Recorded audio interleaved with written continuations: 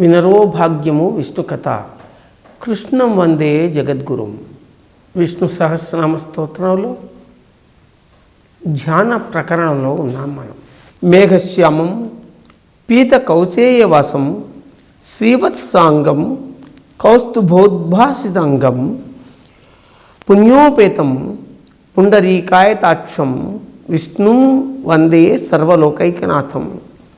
మేఘశ్యామ వర్ణంలో అంటే నల్లని వర్ణంలో పీత వస్త్రాలంకృతుడవై శ్రీవత్సాన్ని వక్షస్థలంపై ధరించి కౌస్తుభ మణికాంతులతో దేదీప్యమానంగా వెలుగొందే పుండరీకాక్ష, నీవు పుణ్యజీవులకు పుణ్యధామానివై సర్వలోకాలను పాలించే ఏకైక నాథుడవు. లోకనాథుడవైన ఓ విష్ణుమూర్తి, నీకు వందనాలు. నమః సమస్త భూతానాం ఆదిభూతాయ భూభృతే అనేక రూప అరూపాయ విష్ణవే ప్రభ విష్ణవే. సకల భూతాలకు ఆదిభూతుడవై అనేక రూపాలలో ప్రభవిల్లుతున్న అరూపుడైన ఓ విష్ణు, నీకు నమస్సుమాంజలి. రూపుడు అతడే, అరూపుడు అతడే, విరూపుడు అతడే. అన్నీ సర్వం, శుభం అశుభం, ధర్మం అధర్మం, సత్యం అసత్యం అన్నీ ఆయనలోనివే, అన్నీ ఆయనవే. ఆ జగన్నాటక సూత్రధారి మాయా మోహితులను చేసి మనని ఆడిస్తూ ఉంటాడు. అందుకే శ్రీకృష్ణుడు మహావిష్ణువు మరి ఒకటే రూపమైనటువంటి వీరి విభూతులు అనంతంగా ఉంటాయి. ఆ విభూతుల్లో ఒక విభూతి గురించి చెప్తాడు. జూదగాళ్లలో నేను మహాజూదగాడిని, అందరినీ ఆడిస్తూ ఉంటాను అంటాడు భగవద్గీతలో. విభూతి యోగంలో శ్రీకృష్ణ భగవానుడు మాయాద్యూతంలో మరి పాండవులను కౌరవులు ఓడించడం కాదు, ఇది మాయాద్యూతం కాదు. కానీ మాయామోహితం, జీవులు పుట్టుకతోనే మాయామోహితులవుతారు. ఆ మాయామోహితులైన వారిని వివిధ కార్యక్రమాలని, వివిధ బాధ్యతలని, వివిధ కర్తవ్యాలని ఉపదేశించి ఆ కర్తవ్యాలను ఉపదేశించిన హరినారాయణుడు వారందరినీ కూడా కార్యోన్ముఖులను చేస్తూ ఉంటాడు. అయ్యా, ఆ కార్యోన్ముఖులైన ఆ జీవులనంటే మనమంతా కూడా అయోమయంలో పడుతూ ఉంటాం, మోహంలో పడుతూ ఉంటాం, మాయలో పడుతుంటాం, ఆ మాయలోనే ఎదుగుతుంటాం. ఆ మాయ నుంచి బయటకు వచ్చే ఏకైక మార్గం ధ్యాన జ్ఞాన యోగాలు.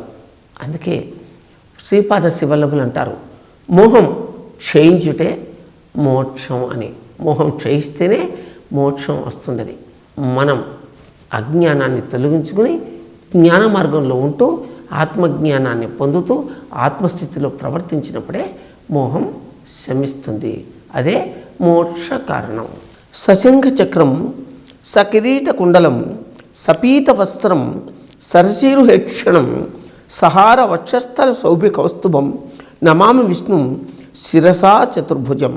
శంఖ చక్ర కిరీట కుండలాలు ధరించిన చతుర్భుజధారుడు, పీత వస్త్రాలంకృతుడు, దగదగాయమానంగా మెరుస్తున్న కౌస్తుభ మణిహారాన్ని వక్షస్థలంపై ధారణ చేసినవాడు, సరోవర పుష్పాన్ని తలపించే శుభమైన వీక్షణతో ఉన్న విష్ణుమూర్తికి శిరస్సు వంచి నమస్కరించడం. శిరస్సు వంచి నమస్కరిస్తున్నాను. శంఖ చక్ర కిరీట కుండలాలు. శంఖం ఇది వాక్ ప్రేరితం శబ్దం. శంఖం ద్వారా ప్రణవం అనే నాదం బయటకు వస్తుంది. చక్రం ద్వారా మరి దుష్ట శిక్షణ, శిష్ట రక్షణ జరుగుతుంది. కిరీటం, ఈ కిరీటం అనేది స్థాయిని బట్టి అలంకరింపబడేటువంటి అద్భుతమైనటువంటి ఒక శిరస్త్రాణం. ఆ కిరీటాన్ని ఇతరులు గౌరవించే ఒక అద్భుత ఆభరణంగా వర్ణిస్తారు. మరి కుండలాలు, ఈ కుండలాలు రెండు కూడా మహావిష్ణువు యొక్క సూర్యచంద్ర స్థితులు పగలు రేయిని తలపిస్తాయి. మరి పీత వస్త్రాలంకృతుడు, మరి పసుపు పచ్చని వస్త్రాన్ని ధరించిన వాడు ఈ పసుపు అనేది బంగారు వర్ణం, శుభ వస్త్రం. ఇది ఎల్లప్పుడూ ఆయన పీత వస్త్రాలంకృతుడై ఉంటాడు అని ప్రతీతి. దగద్దగాయమానంగా మెరుస్తున్న కౌస్తుభమణి వక్షస్థలంపై ఉంటూ లక్ష్మీదేవిని తలపింపజేస్తూ ఉంటుంది. మరి సరోవర పుష్పాన్ని తలపించే శుభమైన వీక్షణ విష్ణువు అంటే ఆయన శుభ వీక్షణతో ఉంటాడు. అంటే శివస్వరూపం, శివం అంటే శుభస్వరూపం. ఆ శుభస్వరూపమైన శివరూపంతో కూడా మహావిష్ణువు ఉంటాడని, అటువంటి విష్ణువుకి శిరస్సు వంచి నమస్కరిస్తున్నాం. ఛాయామయం పారిజాతస్య హేమసింహాసనోపరి ఆసీనం అంబుదశ్యామం ఆయతాక్షం అలంకృతం చంద్రాననం చతుర్బాహుం శ్రీవత్సాంకిత వక్షసం రుక్మిణీ సత్యభామాభ్యాం సహితం కృష్ణమాశ్రయే. మరి ఈ శ్రీకృష్ణుని ఎంత అద్భుతంగా వర్ణిస్తూ ఉండడం జరుగుతోంది. రుక్మిణీ సత్యభామ సమేతంగా పారిజాత వృక్ష ఛాయలో సువర్ణ సింహాసనంపై ఆసీనుడమైనటువంటి ఓ శ్రీకృష్ణ, శ్రీవత్సాన్ని వక్షస్థలంపై ధరించి చంద్రుని వంటి వదనంతో చతుర్బాహువులతో శోభాయమానంగానున్న నిన్ను నేను ఆశ్రయిస్తున్నాను. రుక్మిణీ సత్యభామ సమేతంగా పారిజాత వృక్ష ఛాయలో సువర్ణ సింహాసనమై స్వామి ఆసీనుడై ఉన్నాడు. మరి ఈ పారిజాతం ఎక్కడిది? ఈ పారిజాతం దేవలోకంలో దేవేంద్రుని యొక్క ఉద్యానవనంలో ఉంది. నరకాసుర వధ జరిగిన తర్వాత దేవేంద్రుని ఆహ్వానంపై సత్యభామ సమేతుడై శ్రీకృష్ణుడు స్వర్గానికంటే దేవలోకానికి వెళ్ళాడు. దేవేంద్రుడు ఆ దంపతులిద్దరికీ అర్ధ సింహాసనాన్ని ఇచ్చి గౌరవించాడు. ఆ తర్వాత మరి ఆ సత్యభామ శ్రీకృష్ణులు దేవేంద్రుని ఉద్యానవనంలో విహరించారు. ఆ ఉద్యానవనంలో విహరిస్తూ ఉన్నప్పుడు అక్కడ కల్పవృక్షం ఉంది. మనం చదువుకున్న పురాణాల్లో కల్పవృక్షాన్ని, కామధేనువును గురించి. ఈ కామధేనువు ఎక్కడికైనా వెళ్తుంది, ఎక్కడైనా ఉంటుంది, కోరినవన్నీ ఇస్తూ ఉంటుంది. కల్పవృక్షం ఎక్కడుంటే అక్కడ కోరిన సంపదలన్నీ చేకూరుస్తాయి. ఆ కల్పవృక్ష ఛాయలో మరి విశ్రమించారు సత్యభామ, శ్రీకృష్ణుడు. ఆ కల్పవృక్షం యొక్క సౌరభానికి, సుగంధానికి, అందానికి, ఆ అద్భుతమైన కల్పవృక్షం యొక్క నీడకు పరవశించిపోయింది సత్యభామాదేవి. ఆ కల్పవృక్షం కోరినవన్నీ ఇవ్వగలది అని తెలుసుకుంది. అప్పుడు అడిగింది, నాథ, దేవతలందరికీ కూడా వారి బాధ తొలగేట్లుగా, వారికి నరకాసుని పీడ వదిలేట్లుగా మరి మీరు నరకాసురుని అంతం చేశారు కదా, అందుకు నా తోడ్పాటు కూడా తీసుకున్నారు. అందుకే కదా ఈ దేవేంద్రుడు మనల్ని గౌరవించి ఈ దేవలోకానికి పిలిపించాడు. కనుక ఈ ఉద్యానవనంలోని ఈ కల్పవృక్షాన్ని మనము తీసుకెళ్దాం అంది సత్యభామాదేవి. అలాగే తీసుకెళ్దాం అని గరుడుని పిలిచాడు శ్రీకృష్ణుడు. అయితే ఇక్కడ విచిత్రమైంది ఏంటంటే, దేవేంద్రుడిని అనుమతి అడగలేదు శ్రీకృష్ణుడు. గరుడుని పిలిచి ఆ కల్పవృక్షాన్ని పెకిలించమన్నాడు. పెకిలించాడు గరుడు. అప్పుడు దేవభటులు శ్రీకృష్ణునిపైకి యుద్ధానికి వచ్చారు. చిరునవ్వుతో శ్రీకృష్ణుడు మరి తన యొక్క తీక్షణ వీక్షణాలను ఒక రెప్పపాటుగా ఆ దేవభటులపై ప్రసరించాడు. వారందరూ పడిపోయారు. విషయం తెలిసిన దేవేంద్రుడు పరుగున వచ్చాడు. శ్రీకృష్ణ, నీకు ఇది భవ్యమా? కనీసం నా అనుమతి తీసుకోకుండా దీన్ని తీసుకెళ్ళడం నీకు సబబా అని అడిగాడు. ఇప్పుడు శ్రీకృష్ణుడు అన్నాడు, నీకు అమృతం ఉంది, అమృత భాండం ఉంది, మరొక కల్పవృక్షాన్ని సృష్టించుకోగల శక్తి ఉంది. ఈ కల్పవృక్షాన్ని నేను తీసుకెళ్తే నీకెందుకయ్యా అంత కినుక అని శ్రీకృష్ణుడు అడిగాడు. అయిష్టంగానే అంగీకరించాడు దేవేంద్రుడు. ఆ కల్పవృక్షాన్ని తీసుకుని వచ్చి సత్యభామాదేవి ఉద్యానవనంలో ప్రతిష్ఠించాడు శ్రీకృష్ణుడు. ఆ కల్పతరువు ఛాయలో రుక్మిణి సత్యభామ సమేతుడై విహరించి ఉన్నాడు శ్రీకృష్ణ భగవానుడు. కృష్ణం వందే జగద్గురుం. శ్రీకృష్ణుడు శ్రీమన్నారాయణి ప్రతిరూపం. అందుకే విష్ణు సహస్రనామ స్తోత్రంలో శ్రీకృష్ణునికి సంబంధించినటువంటి సబ్జెక్టు ఎంతో వస్తుంది. ఇది విష్ణు సహస్రనామ స్తోత్రంలోని పూర్వపీఠిక. ఇప్పుడు మనం శ్రీ విష్ణు సహస్రనామ స్తోత్రంలో మొట్టమొదటి శ్లోకాన్ని చెప్పుకుందాం. విశ్వం విష్ణు వషట్కారో భూతభవ్య భవత్ ప్రభు భూతకృత్ భూతభృత్ భావో భూతాత్మా భూతభావనః. విశ్వం విష్ణు వషట్కారో భూతభవ్య భవత్ ప్రభు భూతకృత్ భూతభృత్ భావో భూతాత్మా భూతభావనః. ఇది శ్రీ విష్ణు సహస్రనామంలోని మొట్టమొదటి స్తోత్రం. ఓ పరంధామ, ఓ మహావిష్ణు, అవ్యక్త శక్తిగా సకల సృష్టి యందు వ్యాపించిన విష్ణు, నీవు సృష్టి యందు విశ్వంగా వ్యక్తమైనావు. భూత వర్తమాన భవిష్యత్ కాలాలను పాలించేటువంటి ఓ ప్రభు, నీవు త్రిలోకాలలో జరిగే యజ్ఞక్రతువులలో సమర్పించబడే హవిస్సును స్వీకరించే యజ్ఞ పురుషుడవు. త్రిమూర్త్యాత్మక స్వరూపుడమైన నీవు ప్రళయకాలంలో సమస్త ప్రాణికోటిని నీలో లయం చేయగల రుద్రుడిగా, పునఃసృష్టి చేసే బ్రహ్మగా, పోషించు విష్ణువుగా భాషిస్తూ ఉన్నావు. సృష్టిలోని అనేక జీవులు భూతాలుగా వ్యక్తమైన నీవు పరిశుద్ధ ఆత్మగా సకల జీవుల యందు నిక్షిప్తమై ఉన్నావు. అలాంటి భూతాత్మ స్వరూపుడమైన నీకు యోగ సుమాంజలి, వేద సుమాంజలి, నమస్సుమాంజలి. ఇది శ్రీ మహావిష్ణువు ఉద్దేశించి చెప్పబడిన మొట్టమొదటి స్తోత్రం.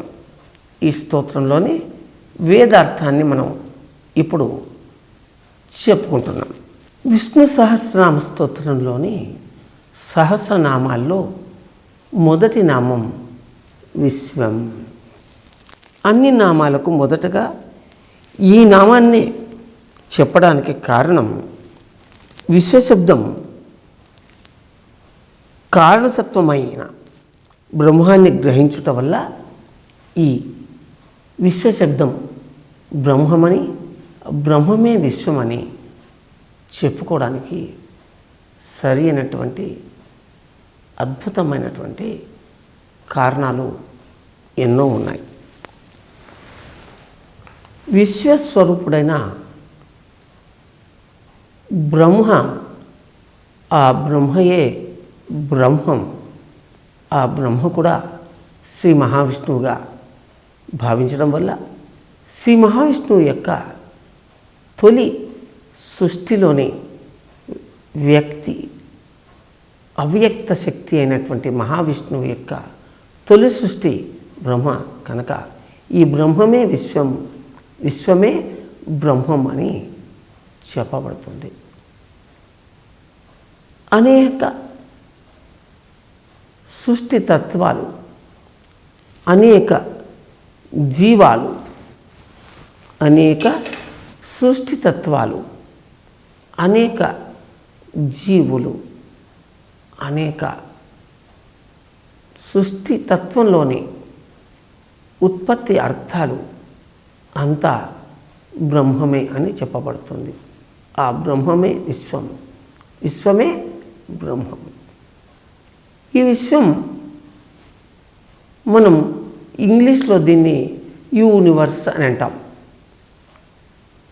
లేదా మరొక పదమైనా ఉండవచ్చు. ఎన్నో సంస్కృత పదాలకి ఇంగ్లీష్లో పదాలు దొరకవు. ఇంగ్లీషు పదాలకి సరైన సంస్కృత తెలుగు అర్థాలు దొరకవు.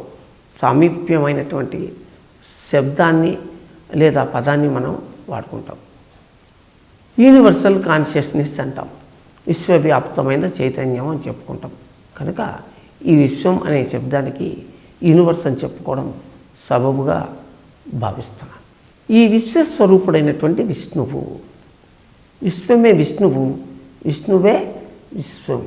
విశ్వం అనే శబ్దాన్ని విష్ణువుకు, విష్ణువు అనేటువంటి శబ్దాన్ని విశ్వానికి అన్వయించుకోవడం సరి అయినటువంటి ఉత్పత్త్యర్థం. ఈ విశ్వంలో అనేక పాలపుంతలు ఉన్నాయి. మన పాలపుంతకు మన సూర్యుడు అధిపతి. ఈ సూర్యుని యొక్క వెలుగు వల్ల సమస్త జీవరాశులు పోషింపబడుతున్నాయి. అలాగే మన చంద్రుని వల్ల సమస్త జీవరాశులు విశ్రాంతి పొందుతూ ఉన్నాయి. ఈ విశ్వపు సృష్టిలో తొలి పదార్థం శిలారూపం. ఆ శిలారూపంలోని ఖనిజ స్వరూపాలు, మరి ఆ పైన సృష్టిలోని రెండవ పదార్థం వృక్ష సంపద. వృక్షాలు,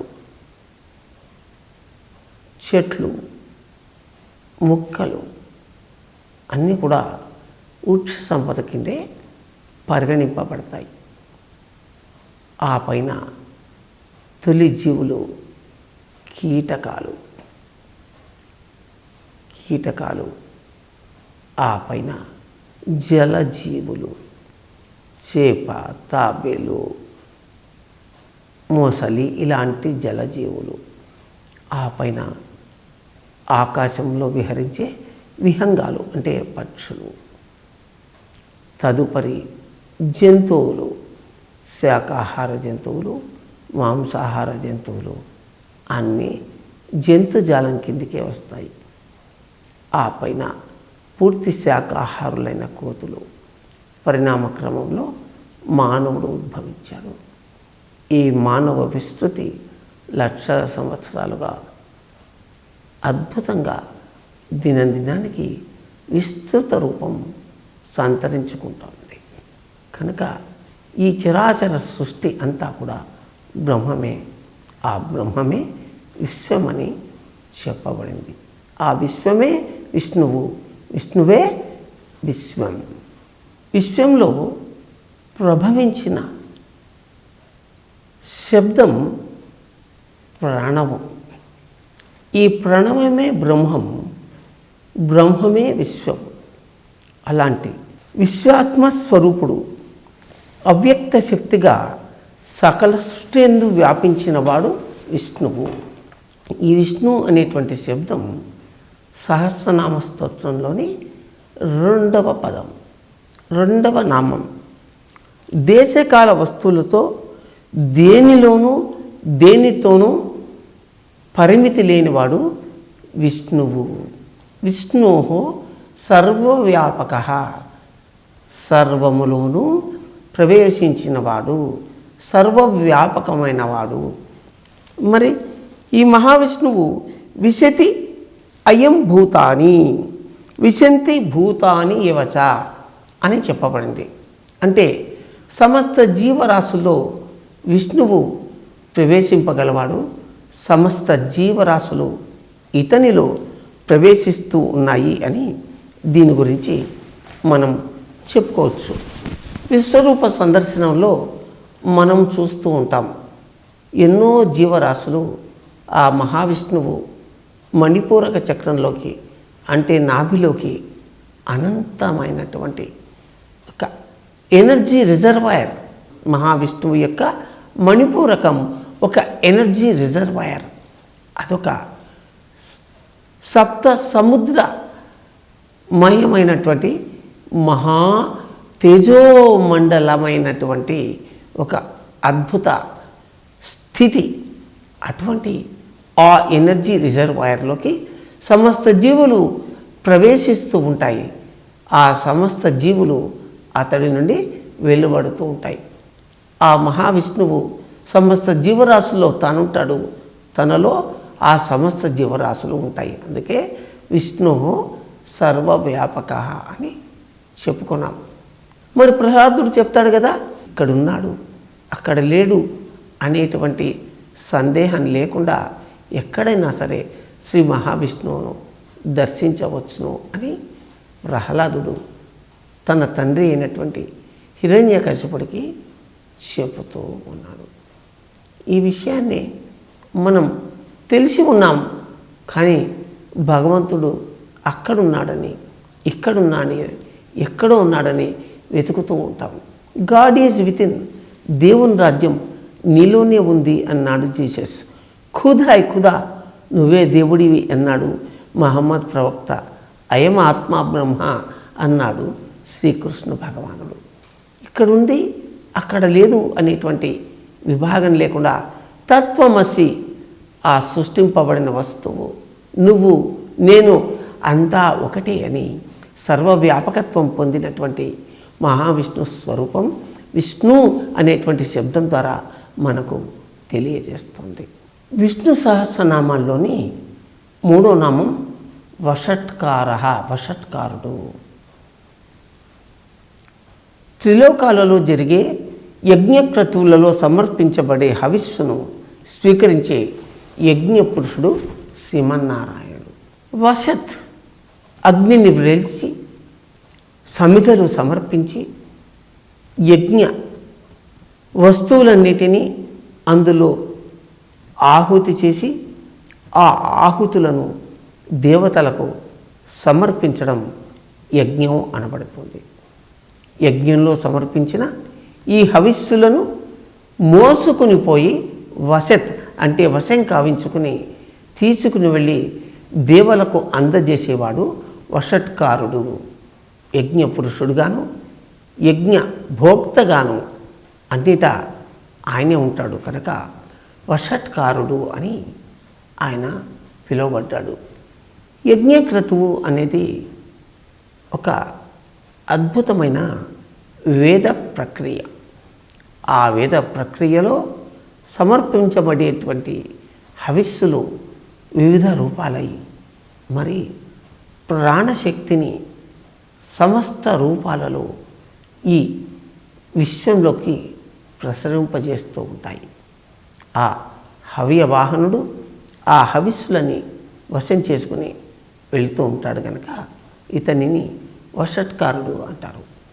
మరి అసలు యజ్ఞం ఎందుకు చేస్తారు? యజ్ఞం అనేది ప్రాణశక్తి ప్రవాహాలలో అమితమైనటువంటి శక్తిపాతాన్ని కూర్పింపజేస్తుంది. అంతేకాకుండా ఈ యొక్క యజ్ఞం ద్వారా సమర్పింపబడే హవిస్సులు తీసుకుని దేవతలు వివిధ భూములపైన వర్షాలను కురిపిస్తారు, పంటలు పండేట్లుగా చేస్తారు. జీవులు ప్రాణశక్తిని మరింతగా పెంపొందించుకునేట్లుగా వారు తమ సంకల్పం చేసి వాటిని ఈ ప్రపంచానికి సమర్పిస్తారు. కనుక యజ్ఞం ద్వారా హవిస్సులు మరి దేవతలకు పంపడం, దేవతల ద్వారా ఈ భూతజాలం జీవించడానికి కావలసినటువంటి ధాన్యం, అపరాలు, ఇంధనాలు అన్నిటినీ ఇవ్వడం దేవతల యొక్క పని.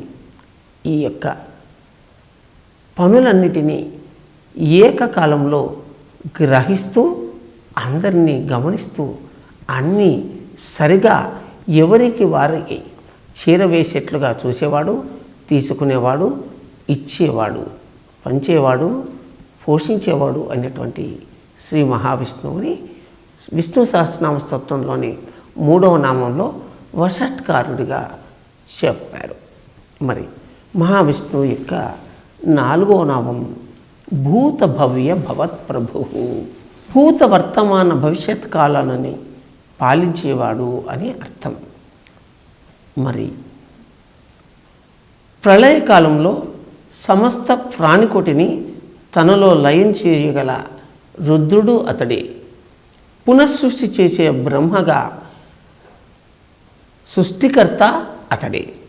పోషించే విష్ణువుగా భూతభృతుగా భాషించేవాడు అతడే.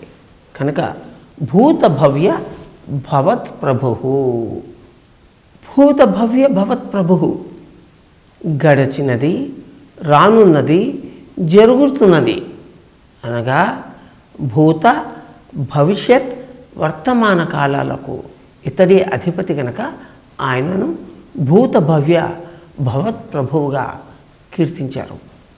అయితే ఎన్ని కాలాలు జరిగినా, ఎన్ని మానాలు జరిగినా, అనంతకాలం జరిగినా ఆ కాలంలో భూతకాలం ఉంటుంది, భవిష్యత్ కాలం ఉంటుంది, వర్తమాన కాలం ఉంటుంది. ఇప్పటి వర్తమానం తర్వాతి క్షణంలో భూతకాలం, మరి ఇప్పటి భవిష్యత్ కాలం తర్వాత క్షణంలో వర్తమాన కాలం.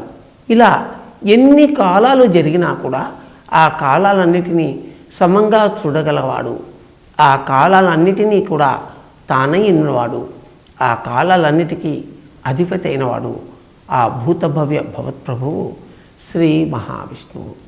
అందుకే విష్ణు సర్వవ్యాపక అని చెప్పుకుంటాం. Yesterday is an experience, today is an experiment, tomorrow is an expectation. నిన్న ఒక అనుభవం, నేడు ప్రయోగం, రేపు అంచనా. నిన్నటి అనుభవంతో నేటి ప్రయోగాన్ని విజయవంతం చేసుకోవాలి, నేటి ప్రయోగంతో రేపటి అంచనాన్ని అందుకోవాలి. ఇది భూత వర్తమాన భవిష్యత్ కాలాలలో ప్రతి వ్యక్తి జీవించి ఆచరించవలసినటువంటి విధానం. వీటన్నిటిని కూడా గమనిస్తూ ఉంటాడు శ్రీమన్నారాయణుడు. ఆ భూత భవ్య భవత్ ప్రభువు గడచిన కాలంలో మనం చేసినటువంటి అన్ని సుకర్మ దుష్కర్మల యొక్క ఫలితాలను వర్తమాన కాలంలో ప్రతిబింబిస్తూ రాబోయే కాలంలో ఉంటే భవిష్యత్తులో వాటన్నిటినీ లయం చేయడానికి మనకు అన్ని కార్యాలని, అన్ని కర్తవ్యాలని నిర్దేశిస్తూ ఉంటాడు ఆ మహావిష్ణువు. అందుకే ఆయనని భూతభవ్య భవత్ ప్రభువు అన్నారు. భూతకృత్ భూతభృత్ భవో భూతాత్మ భూతభావన. ప్రళయకాలంలో సమస్త ప్రాణికోటిని లయం చేయగలగ రుద్రుడు, పునఃసృష్టి చేసేటువంటి బ్రహ్మ పోషించే విష్ణువుగా స్వామి భాషిస్తూ ఉన్నారు. అలాగే సృష్టిలోని అనేక జీవులు అంటే భూతాలలో వ్యక్తమైనటువంటి మహావిష్ణువు పరిశుద్ధాత్మగా సకల జీవులందు నిక్షిప్తమై ఉన్నాడు. భూతకృత్ రజోగుణాన్ని ఆశ్రయంగా చేసుకుని చతుర్ముఖ బ్రహ్మ ఆ రూపంలో సృష్టిని చేసేవాడు. మరి భూతభృత్ సత్వగుణాన్ని ఆశ్రయం చేసుకుని సమస్త భూతాలని అంటే జీవులను పాలించేవాడు. భూతాత్మ మరి భూత భావన. భూతకృత్ భూతభృత్ భావో భూతాత్మ భూత భావన.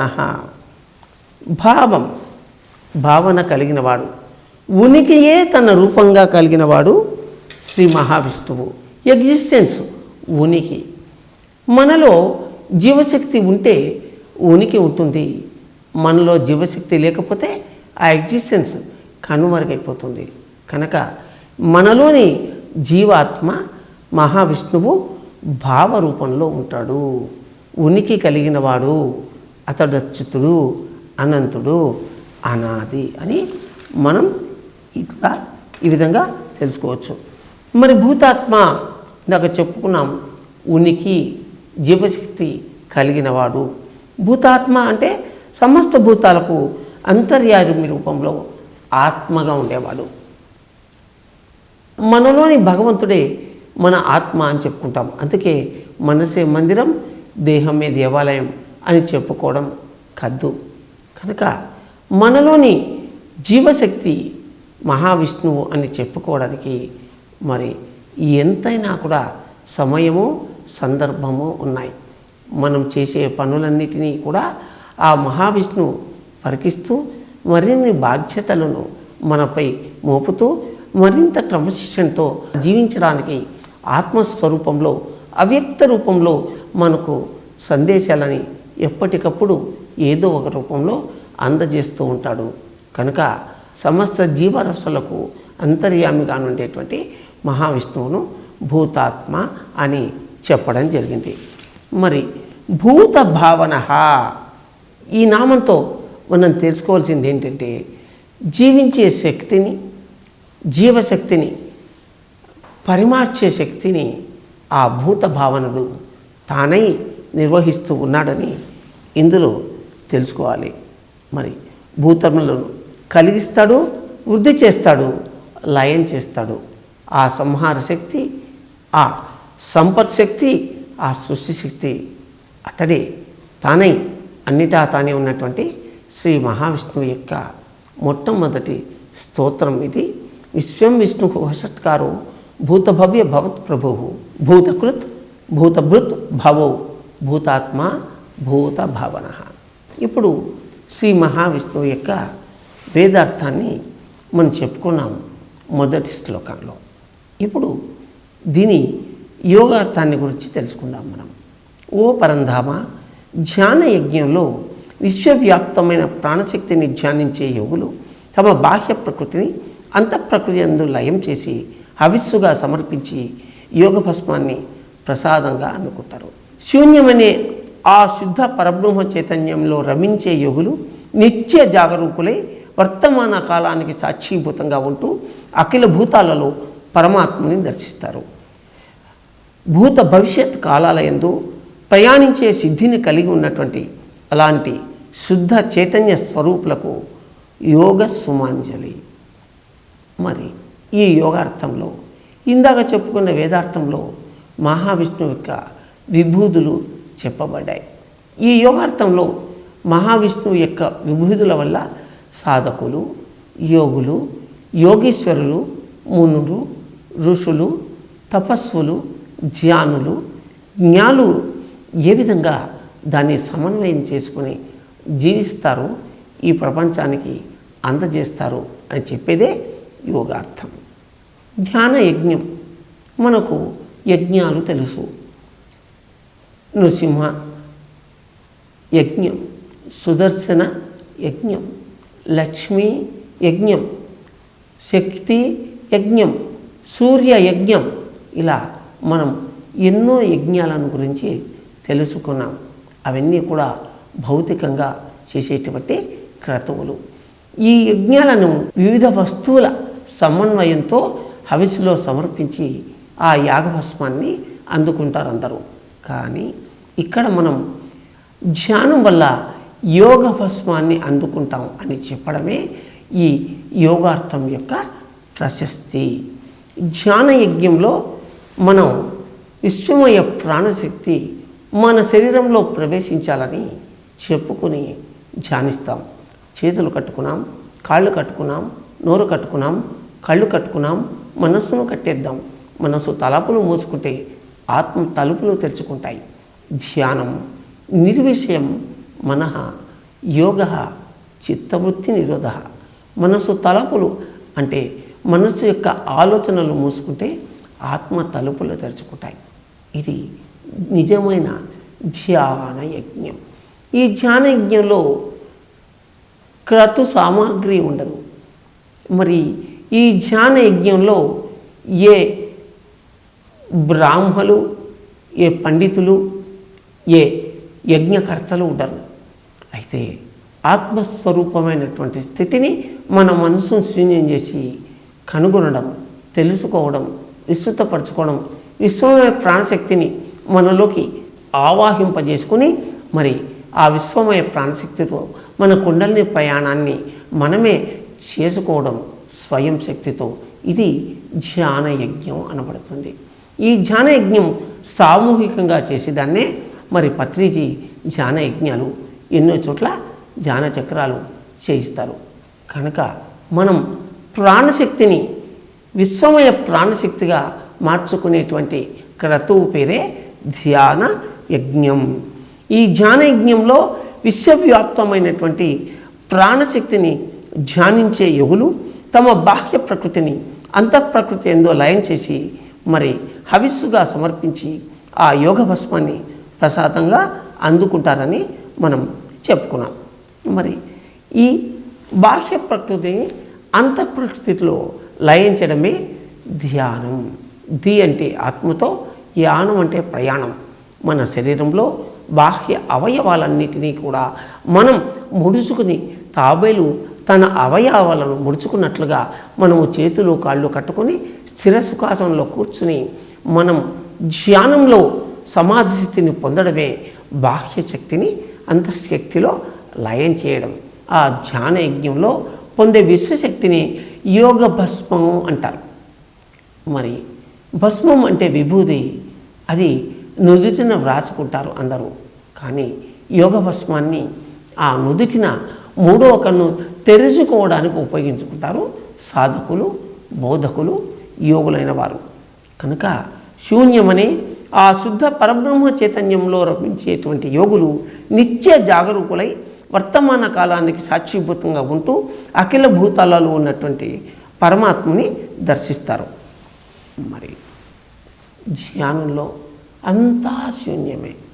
శూన్యంలోంచే వెలుగు వచ్చింది, శూన్యంలోంచే కాంతి పుట్టింది, చీకటిలోంచే వెలుగు వచ్చింది.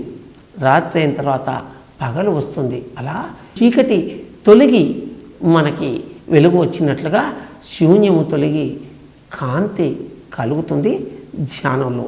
ఆ ధ్యానంలో మనం ఆ శుద్ధ చైతన్య పరబ్రహ్మాన్ని తెలుసుకుని అందులో రమిస్తూ ఉంటాం. బ్రహ్మానందం కలుగుతుంది. ఒక 40 రోజులు ధ్యానం, ఎవరికి ఎంత వయసు ఉంటే అన్ని నిమిషాలు రోజుకు 2 సార్లు ధ్యానం చేస్తూ శాకాహారం తీసుకుంటే ఆ 40 రోజుల్లో బ్రహ్మానందాన్ని అనుభవిస్తాడు ఆ సాధకుడు. యోగులు ఆ శూన్యమనే శుద్ధ పరబ్రహ్మ చైతన్యంలో రమిస్తూ ఉంటారు, నిత్యం రమిస్తూ ఉంటారు, నిత్య జాగరూకులై ఉంటారు. మాటలోని సత్యము, మాటలోని ఎరుక, దాని పేరు జ్ఞానము. మరి మాట సత్యంగా ఉండి ఆ సత్యం ఎరుకతో ఉన్నప్పుడే అది జ్ఞానం అనబడుతుంది. ఎప్పుడు శుద్ధ చైతన్యంలో రమించేటువంటి యోగులు నిత్య జాగరూకులై ఉంటారు. అలా ఎరుకతో జాగ్రత్తతో ఉన్నటువంటి ఆ యోగులు భూత భవిష్యత్ కాలాలందు ప్రయాణించే సిద్ధిని కలిగి ఉంటారు. మరి యోగీశ్వరులు ఎదుటివారి ఎత్తిరిక బాడిని, ఆరాను చూసి వారెవరు, ఎక్కడి నుంచి వచ్చారు చెప్పగలుగుతారు. ఇప్పుడు ఈ వర్తమానంలో వారు ఏమి ఆలోచిస్తున్నారో చెప్పగలుగుతారు. భవిష్యత్తులో వారు ఏమవుతారో అని చెప్పగలుగుతారు. పత్రిజీ ఎదుటి మనిషిని మాట్లాడించి వారి జన్మలను తెలుసుకుంటారు.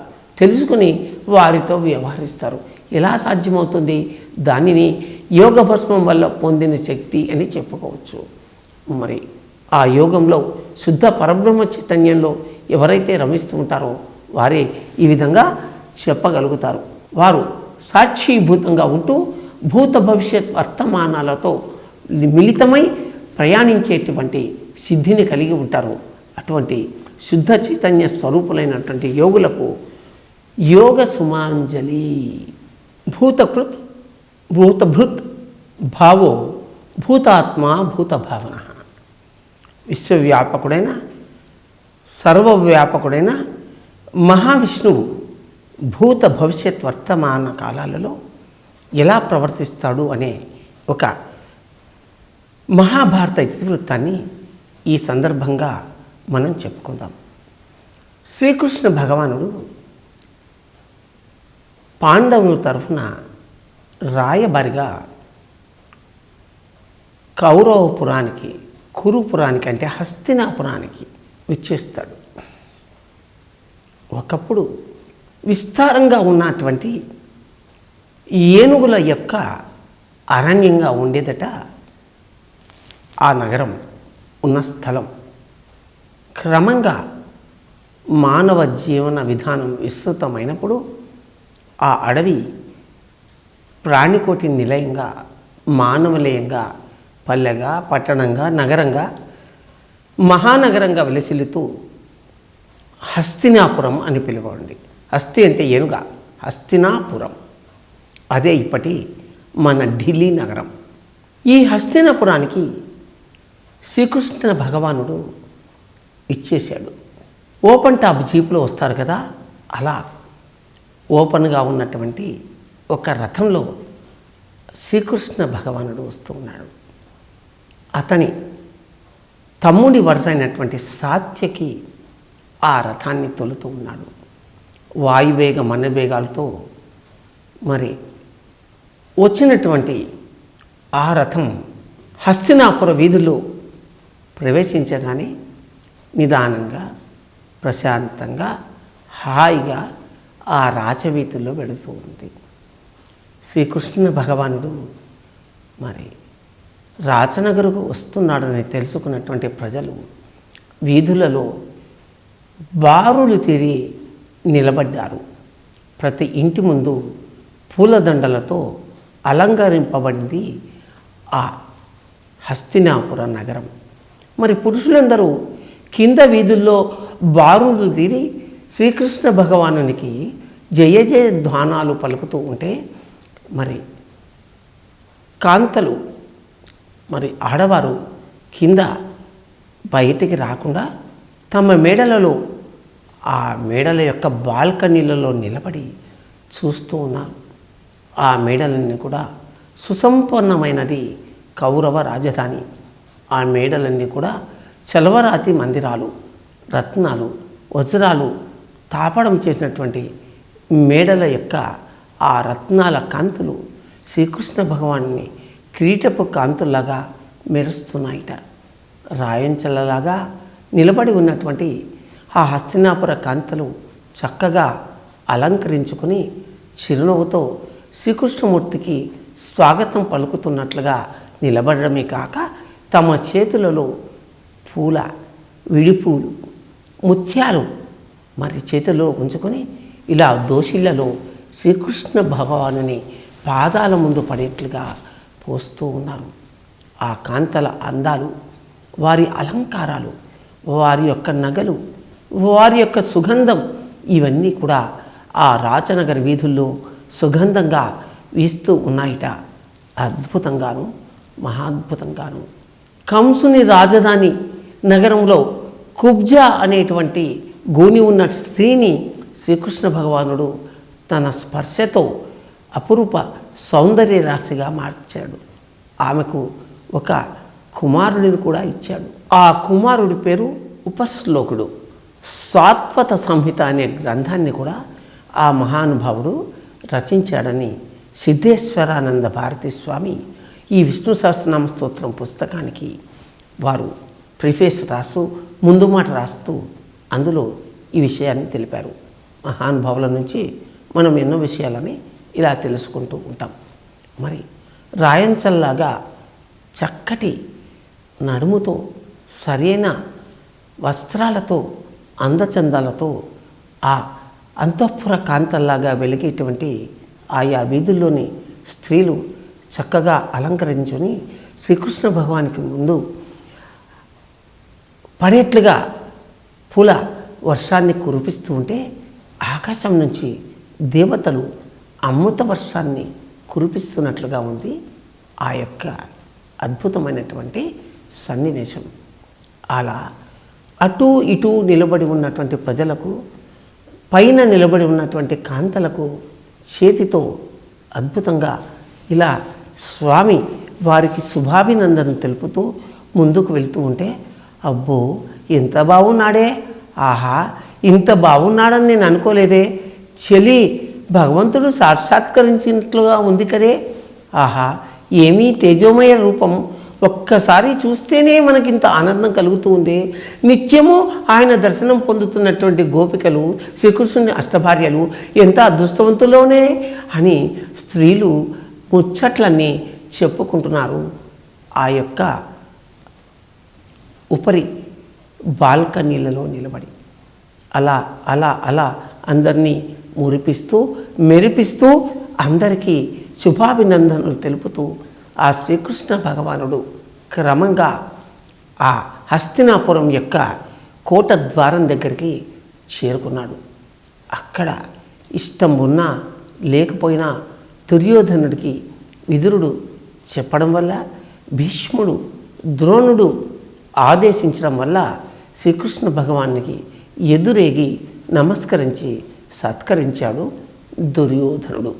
వెంటనే శ్రీకృష్ణ భగవానుడు చక్కగా ధృతరాష్ట్రుడి మందిరం చేరి ఆ ధృతరాష్ట్రునికి పాద నమస్కారం చేసి ఆ పక్కనే నిల్చున్న భీష్మ ద్రోణ కృపాచార్యులకు అభివాదం చేసి కూర్చున్నాడు. అప్పుడు ఆ సన్నివేశం ఎంత మనోజ్ఞంగా ఉంది అంటే మాటల్లో చెప్పడానికి అందని అనుభూతి అది. మరి దుర్యోధనుడు, దుశ్శాసనుడు, కర్ణుడు, శకుని పక్కనే నుంచుని ఉన్నారు. ధృతరాష్ట్రుడు సంభాషిస్తూ ఉన్నాడు శ్రీకృష్ణ భగవానునితో. మహానుభావ, నీ యొక్క పాదస్పర్శతో ఈ హస్తినాపురం పావనమైంది, ఏమి సెలవు అని అడిగాడు. అప్పుడు మామ ధృతరాష్ట్ర మహారాజా, నేను నా సందేశాన్ని రేపు వినిపిస్తాను రాజసభలో. ఇప్పుడు నేను కార్యార్థినై పాండవుల పనుపున రాయబారిగా నీ సన్నిధానానికి వచ్చాను. ఇప్పటికే మరి పాండవ పురోహితుడైన ధౌమ్యుడి సందేశాన్ని నువ్వు విన్నావు. అలాగే నీ సందేశాన్ని సంజయుడు పాండవులకు వినిపించాడు.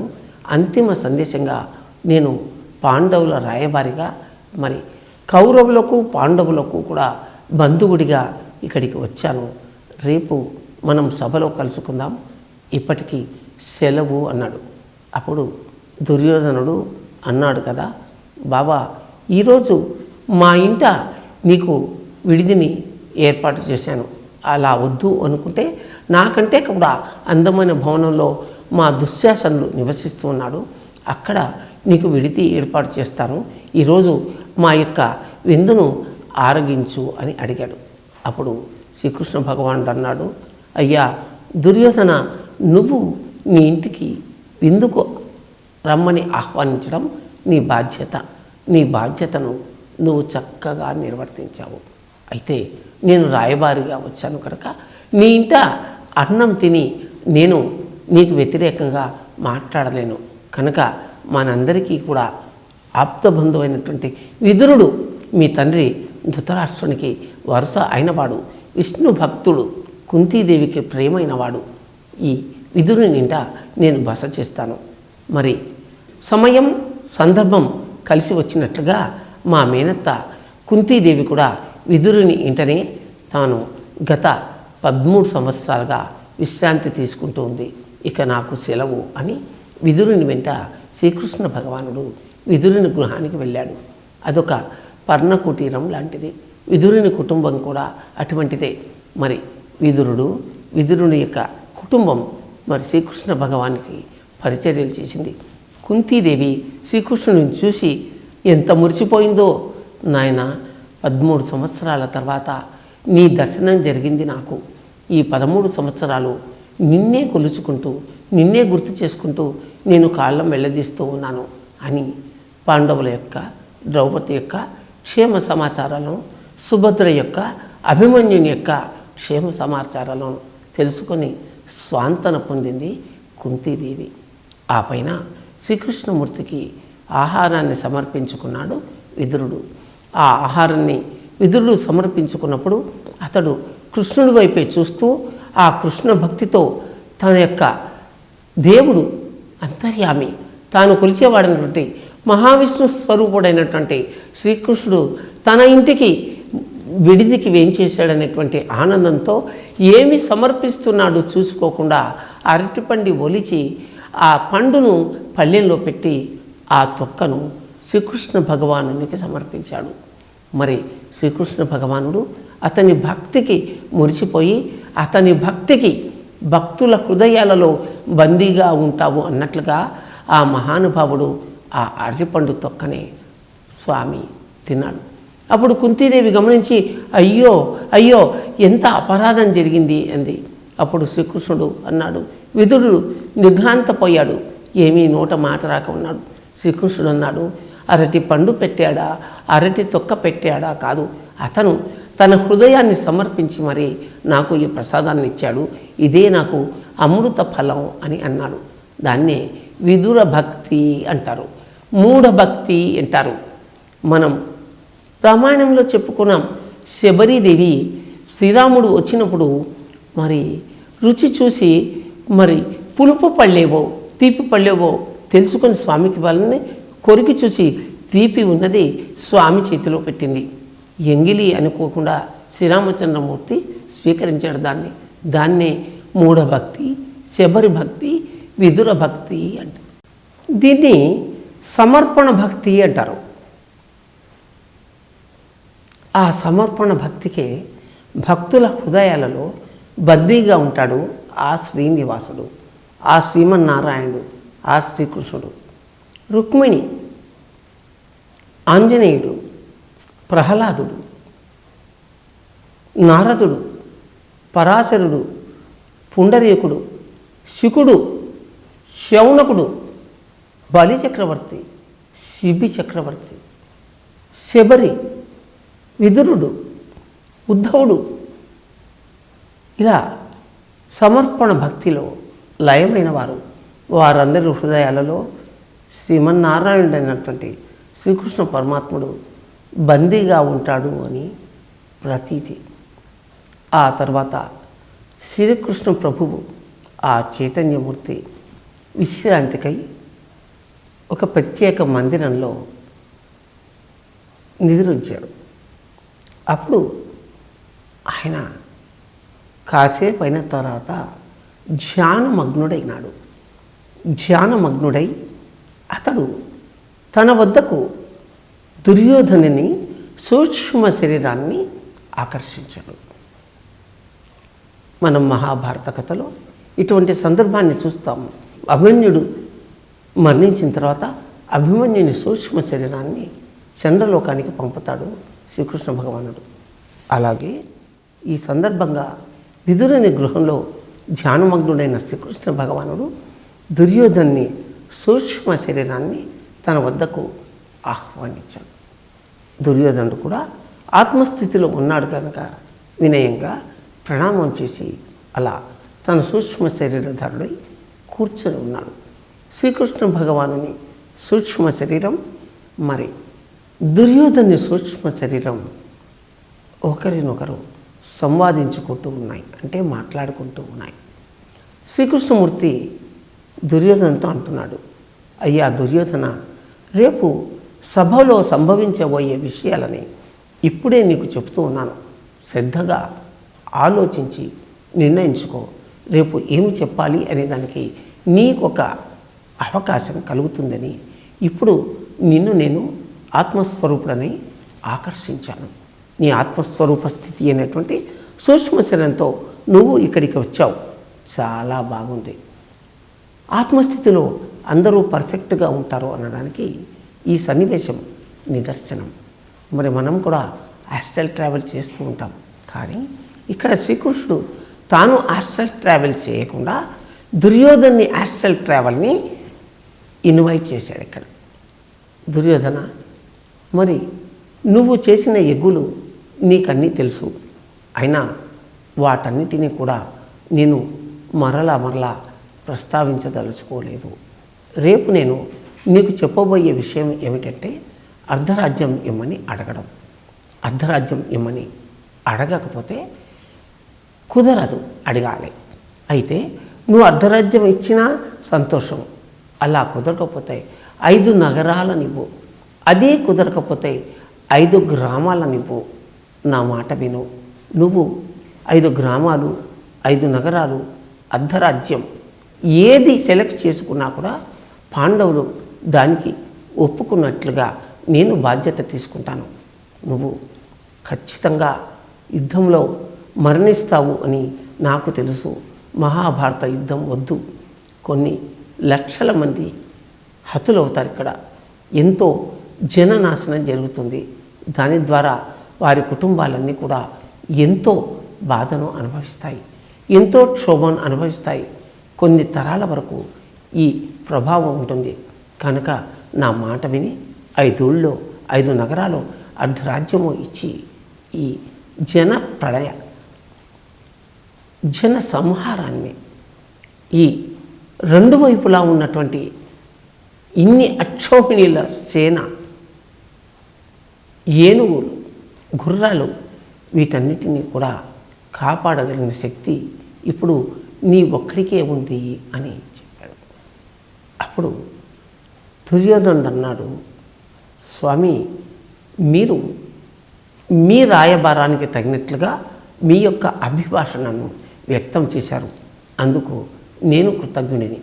అయితే సర్వం సహా చక్రవర్తిగా ఈ భూమండలాన్ని పరిపాలించిన నేను అర్ధరాజ్యాన్ని పరిపాలించలేను. అది నా బద్ధ శత్రువులు మిగిలిన అర్ధరాజ్యాన్ని పరిపాలిస్తూ ఉంటే వారి ధర్మబుద్ధికి తగినట్లుగా వారు ప్రజలతో మెప్పు పొందుతారు. నాకంటే కూడా 100 రెట్లు మెప్పు పొందేటువంటి శక్తి వారికి ఉంది. ఎందుకు? వారు ధర్మ మార్గంలో ఉన్నారు, నేను అధర్మ మార్గంలో ఉన్నాను. నాకు తెలుసు, నాకు ఇదే నచ్చింది, వారికి అది నచ్చింది, నాకు ఇది నచ్చింది, వారిదో వారిది, నాదో నాది. అలా అర్ధరాజ్యాన్ని ఇచ్చి నాకంటే వాళ్ళు గొప్పగా కీర్తింపబడుతుంటే చూసి తట్టుకునే శక్తి నాకు లేదు. కనుక నేను అర్ధరాజ్యాన్ని ఇవ్వను. ఇక 5 నగరాల లేదా 5 ఊళ్ళ 5 నగరాలు 5 ఊళ్ళో ఇవ్వడం నాకు లెక్క కాదు. నేను ఇస్తాను, వారు శాంతంగాను ప్రశాంతంగాను సంతోషంగాను ఇష్టంగాను తీసుకుంటారు. ఎందుకంటే వారు 12 సంవత్సరాలు అరణ్యవాసంలో, 1 సంవత్సరం అజ్ఞాతవాసంలో అత్యంత నిరాడంబరంగా జీవించిన వారు 5 నగరాలతోనో 5 గ్రామాలతోనో తృప్తి పడతారు. ఇప్పటికే ప్రజలలో నేను పాండవులకి అన్యాయం చేశాను, ద్రోహం చేశాను, మోసం చేశాను అనేటువంటి విషయం కర్ణాకర్ణిగా ప్రజలంతా చెప్పుకుంటూ ఉన్నారు. నేను మాయాద్యుతం ఆడాను అని చెప్పుకుంటూ ఉన్నారు. నేను మాయాద్యుతం ఆడినట్లయితే నా తరఫున శకుని ఆడాడు జూదాన్ని.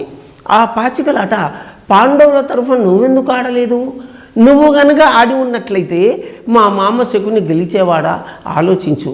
మా మామ మాయ ముందు నీ మహామాయ ఎప్పుడైనా కూడా మా మామ మాయను కబళించి వేస్తుంది. కూడా మహామాయను మింగే శక్తి మాయకు లేదు, మాయను మింగే శక్తి మహామాయకు ఉంది. కనుక నేను కోరినట్లుగా మా మామ నా తరఫున ఆడాడు. తాను గొప్పవాడినని తనను తాను భావించుకొని ధర్మరాజు 2 సార్లు పాచికలాడి ఓడిపోయాడు. ఓడిపోయి తాను ఒప్పుకుని 12 సంవత్సరాలు అరణ్యవాసం, 1 సంవత్సరం అజ్ఞాతవాసం అనేటువంటి నిబంధనకు ఒప్పుకుని అజ్ఞాతవాసంలో వారి మునికి బయలుపడితే మళ్ళీ 12 సంవత్సరాల అరణ్యవాసం, 1 సంవత్సరం అజ్ఞాతవాసం అనే కండిషన్ కంటిన్యూగా ఉండేట్లుగా వారు ఒప్పుకొని ఇప్పుడు అజ్ఞాతవాసంలో వారు బయటపడకుండా బయటకు వచ్చారు. రాజ్యాన్ని అడుగుతూ ఉన్నారు. రాజ్యం వీరభోజ్యం, విజయమో వీరస్వర్గమో నేను నిశ్చయించుకున్నాను. ఒక సూదిమన మోపినంత భూమిని కూడా పాండవులకు నేను ఇవ్వను. నేను పాండవులు అరణ్యవాసంలో ఉన్నప్పుడు నా ప్రజలని, అంటే ఉభయ రాజ్యాల ప్రజలని ఇంద్రప్రస్థం రాజరాజుగా చేసుకుని పాండవులు పరిపాలించిన భూభాగాన్ని, మరి మా హస్తినాపుర భూభాగాన్ని, మొత్తం సర్వం సహా రాజ్యాన్ని నేను పరిపాలించినప్పుడు నా ప్రజలని నేను కన్నబిడ్డలుగా చూసుకున్నాను. అలాగే కుంతీదేవిని, విదురుడిని, సంజయుడిని, భీష్ముడిని, ద్రోణుడిని, అశ్వత్థామని నా కన్న తల్లిదండ్రుల కంటే ఎక్కువగా చూసుకున్నాను. కానీ ప్రజలు ఏమన్నారు?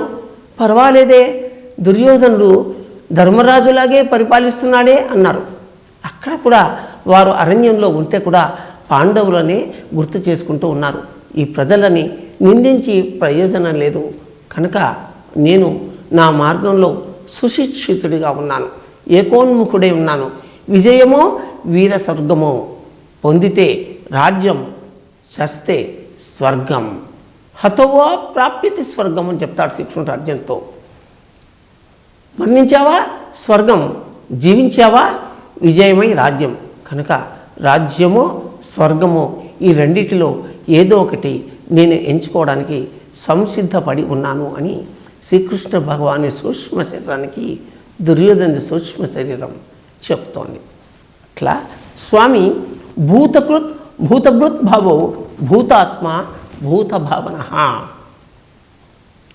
గతకాలంలోని విషయాలు, మరి పాండవులు కౌరవులు చిన్నప్పటి నుంచి పొందిన వైరాన్ని, భీముడిని నీళ్లలో ముంచిన వైనాన్ని, విషాహారం పెట్టిన వైనాన్ని, లక్క ఇంటిలో దహనం చేయడానికి ప్రయత్నించిన వైనాన్ని, మరి అరణ్యవాసంలో అవమానించడానికి ప్రయత్నించిన వైనాన్ని, 2 సార్లు జూదంలో ఓడించిన వైనాన్ని, మరి అజ్ఞాతవాసంలో పాండవులను భయపడడానికి చేసిన ప్రయత్నాలన్నింటినీ అంటే గతాన్నంతా కూడా గుర్తు చేశాడు శ్రీకృష్ణ భగవానుడు. వర్తమానంలో రాయబారానికి వచ్చిన విషయాన్ని గుర్తు చేశాడు. భవిష్యత్తులో ఏం జరుగుతుందో చెబుతూ ఉన్నాడు శ్రీకృష్ణ భగవానుడు. అయ్యా దుర్యోధన, నీవు 5 గ్రామాలను వదులుకోవడానికి ఇష్టపడకుండా ఈ యుద్ధాన్ని ఎంచుకున్నావు. లక్షల కుటుంబాలు సర్వనాశనమవుతాయి. హస్తినాపురం అంతా పీనుగుల కుప్పగా మారుతుంది. స్త్రీలందరూ వైధవ్యాన్ని పొందుతారు. పిల్లలు తండ్రులు లేని వాళ్ళు అవుతారు. కనుక ఈ ఉత్పాంతాన్ని మానడానికి నేను చేసిన ప్రయత్నం అంతా కూడా రేపు నువ్వు భగ్నం చేయబోతూ ఉన్నావు. నీ భవిష్యత్తు చెబుతున్నాను విను. నీ 100 మంది అన్నదమ్ములు భీముడి చేతిలో హతులవుతారు. దుశ్శాసనుడిని చంపి మరి అతడి రక్తాన్ని తన ఛాతీకి ద్రౌపదీదేవి కుర్లకు పూస్తాడు భీముడు. ఆ పైన నీ తొడలు విరగగొట్టి నిన్ను చంపుతాడు. నీ మిగిలిన 98 మంది తమ్ములు కూడా అంతకుముందే చచ్చి ఉంటారు. నీ యొక్క అంతఃపుర స్త్రీలు విధవలై మరి ఏమి చేయాలో దిక్కుతోచని స్థితిలో ఉంటాడు. అంధుడైనటువంటి నీ తండ్రి ధృతరాష్ట్రుడు మరి తాను కోరి మహాపతివ్రతగా అంధత్వాన్ని కల్పించుకున్నటువంటి నీ తల్లి గాంధారి దుఃఖం తట్టుకోలేకపోతారు. కనుక ఇదంతా కూడా ఆలోచించుకుని రేపు నీ సమాధానాన్ని జాగ్రత్తగా చెప్పు అని శ్రీకృష్ణుడు అతని సూక్ష్మ శరీరాన్ని సాగనంపుతాడు. భూతకృత్ భూతభృత్ భావో భూతాత్మ భూతభావన. జరిగిపోయినటువంటి కాలాన్ని, జరగబోయే కాలాన్ని, జరుగుతున్న కాలాన్ని కూడా ఘటన సమర్థుడుగా శ్రీకృష్ణ భగవానుడు మరి దుర్యోధనునికి వివరించిన వైనం ఈ సందర్భంగా చెప్పుకోవడం ఎంతైనా ముదావహం. మనం ఇప్పుడు విష్ణు సహస్రనామంలోని మొదటి స్తోత్రాన్ని పూర్తి చేసుకున్నాము. కృష్ణం వందే జగద్గురుం వినరో భాగ్యము విష్ణు కథ. Thank you.